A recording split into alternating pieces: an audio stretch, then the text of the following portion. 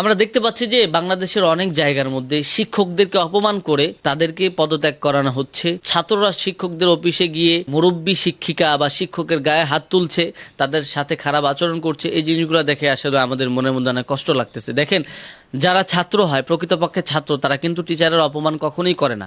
টিচারকে অপমান করে আপনি অনেক বড় শিক্ষিত হয়ে যাবেন, বিষয়টা এরকম নয়। আমি দেখেছি আমার জীবনে যারাই ছাত্র বয়সী শিক্ষকের সাথে বেয়াদবি করেছে তারা কখনো বড় কিছু হতে পারে নাই। আপনি এলএম অর্জন করবেন, টিচারকে কদর করবেন না, আপনার প্রতিষ্ঠানকে কদর করবেন না, এটা কোনোভাবেই সম্ভব নয়।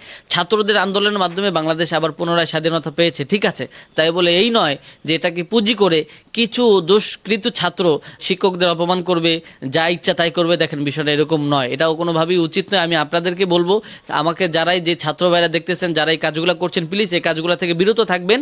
এই কাজগুলো আপনারা করবেন না, কোনোভাবেই শিক্ষকদেরকে আপনারা অপমানিত করবেন না। আরেকটা বিষয় হচ্ছে, শিক্ষকদেরকে কেন অপমানিত করা হচ্ছে, আমি আরেকটা কারণ খুঁজে পেয়েছি। সেটা হচ্ছে যে অনেক সময় দেখা গেছে যে বিগত 15 বছরে অনেক শিক্ষকরা তারা আওয়ামী লীগের ক্ষমতা দেখিয়ে, দলের ক্ষমতা দেখিয়ে তাদের প্রতিষ্ঠানের মধ্যে ক্ষমতার অপব্যবহার করেছে। বিভিন্ন ছাত্রের উপরে, ছাত্র গার্জিয়ানদের উপরে, প্রতিষ্ঠানের উপরে তারা জুলুম নির্যাতন করেছে, যার কারণে ছাত্ররা ক্ষিপ্ত হয়ে তাদের উপরে এই আচরণগুলো এখন করছে।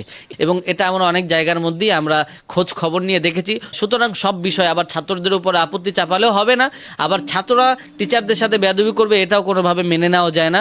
উভয়টাই সমন্বয় করে আমাদের কথা বলা উচিত। কোনোভাবেই কোনো ছাত্র নিরপরাধ টিচারের উপর আঘাত করতে পারবে না।